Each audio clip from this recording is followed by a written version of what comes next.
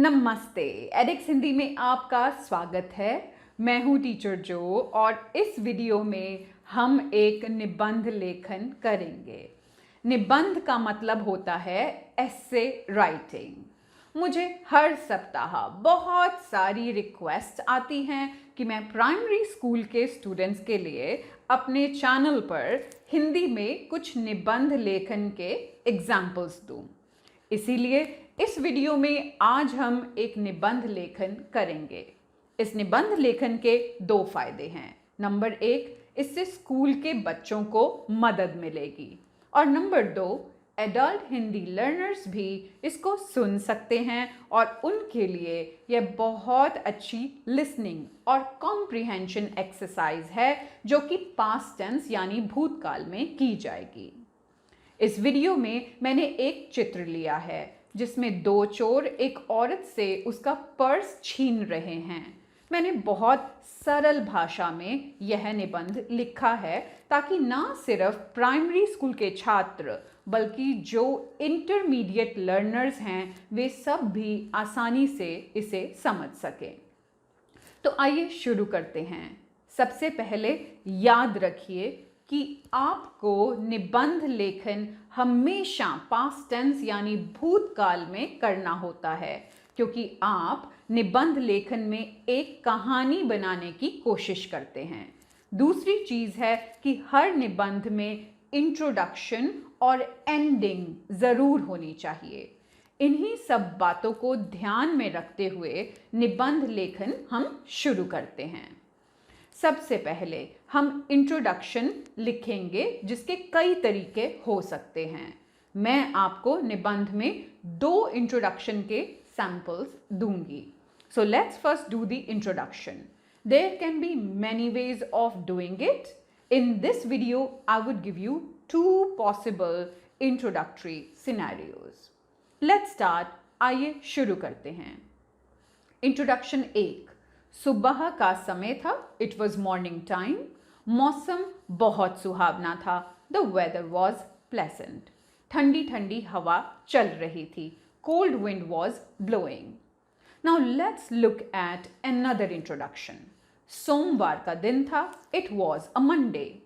आप मंगलवार, बुधवार या सप्ताह का कोई भी दिन बोल सकते हैं। शाम का समय था। It was evening time. मौसम बहुत सुहावना था। The weather was pleasant.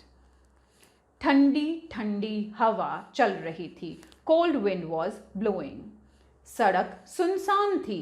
There was no one on the road. इस निबंध में हमने इस औरत का नाम मीरा रखा है। अब हम पैराग्राफ नंबर 1 शुरू करते हैं।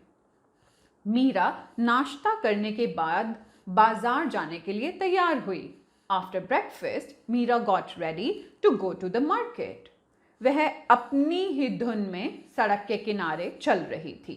She was walking on the roadside and she was busy in her own thoughts or she was in her own world.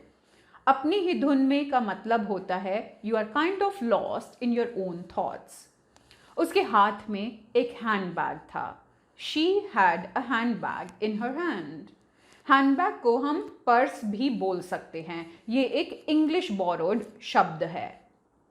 अब हम पैराग्राफ 1 लिखने के लिए एक और पॉसिबिलिटी देखते हैं। मीरा बाजार जा रही थी। Meera was going to the market. उसे बाजार से सब्जियां और फल खरीदने थे। She had to buy vegetables and fruits. वह सड़क के किनारे अपना हैंडबैग लेकर पैदल जा रही थी। She was walking on the roadside with her handbag. पैदल जाना का मतलब होता है to walk. अब हम दूसरा पैराग्राफ देखते हैं।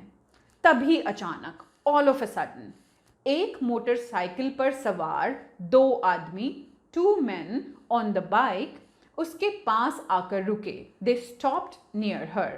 पीछे बैठे आदमी ने उसका हैंडबैग छीना और उसे धक्का मारकर गिरा दिया। The man who was sitting behind on the bike pushed her and snatched her handbag. Meera सड़क के किनारे गिर गई और उसे थोड़ी चोट भी लगी। Meera fell on the roadside and she was a little injured. अब हम पैराग्राफ नंबर 3 करते हैं। किसी तरह वह हिम्मत करके उठी। Somehow, with some courage, she managed to get up. और वह जोर जोर से मदद के लिए चिल्लाने लगी। And she started screaming for help. चोर चोर, पकड़ो पकड़ो, वे दोनों मेरा हैंडबैग लेकर भाग रहे हैं। चोर मीन्स thief, पकड़ो means catch. Catch the thieves, they both are running away with my handbag. अब हम पैराग्राफ नंबर 4 करते हैं। उसकी आवाज सुनकर एक लड़का तुरंत उसकी ओर भागा। A boy heard her screaming and ran towards her. उसने मीरा को उठाया और पुलिस को सूचित किया। He helped Meera get up and informed the police. पलक झपकते ही, in a matter of few seconds, एक पुलिस कर्मचारी ने दोनों का पीछा किया और उन्हें पकड़ लिया। A policeman chased the thieves and caught them. Meera को उसका हैंडबैग वापस मिल गया। Meera got her handbag back. Meera ने सबको धन्यवाद किया और उनकी प्रशंसा की। Meera thanked everyone and praised them. किसी ने ठीक ही कहा है कि अंत भला तो सब भला। Someone has said it rightly, all's well that ends well.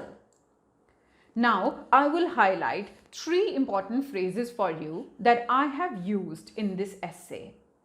पहला, अपनी ही धुन में, means when you're lost in your own world or in your own thoughts. Number 2, पलक झपकते ही, means in a blink. Number 3, अंत भला तो सब भला, all's well that ends well. And now it is time that I read this essay for you in Hindi in one go. Try to listen carefully. This is a great exercise for students who are trying to develop their listening and comprehension skills in Hindi. सुबह का समय था, मौसम बहुत सुहावना था, ठंडी ठंडी हवा चल रही थी। मीरा नाश्ता करने के बाद बाजार जाने के लिए तैयार हुई। वह अपनी ही धुन में सड़क के किनारे चल रही थी। उसके हाथ में एक हैंडबैग था। तभी अचानक एक मोटरसाइकिल पर सवार 2 आदमी उसके पास आकर रुके। पीछे बैठे आदमी ने उसका हैंडबैग छीना और उसे धक्का मारकर गिरा दिया। मीरा सड़क के किनारे गिर गई और उसे थोड़ी चोट भी लगी। किसी तरह वह हिम्मत करके उठी और वह जोर जोर से मदद के लिए चिल्लाने लगी। चोर चोर, पकड़ो पकड़ो, वे दोनों मेरा हैंडबैग लेकर भाग रहे हैं। उसकी आवाज सुनकर एक लड़का तुरंत उसकी ओर भागा। उसने मीरा को उठाया और पुलिस को सूचित किया। पलक झपकते ही एक पुलिस कर्मचारी ने दोनों का पीछा किया और उन्हें पकड़ लिया। मीरा को उसका हैंडबैग वापस मिल गया। मीरा ने सबको धन्यवाद किया और उनकी प्रशंसा की।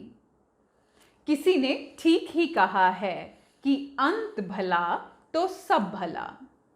Hope this will help lots of our students who are trying to learn the art of essay writing in Hindi. Please do not forget to like, share and subscribe to edX Hindi. Do share our videos with fellow learners. We are constantly at work creating new content which is now freely available on edX Hindi channel. If you have a specific topic in mind, then please write in the comments below. We will soon make a video and air it on our channel. तब तक के लिए बहुत बहुत धन्यवाद। जल्दी ही मिलेंगे। नमस्ते।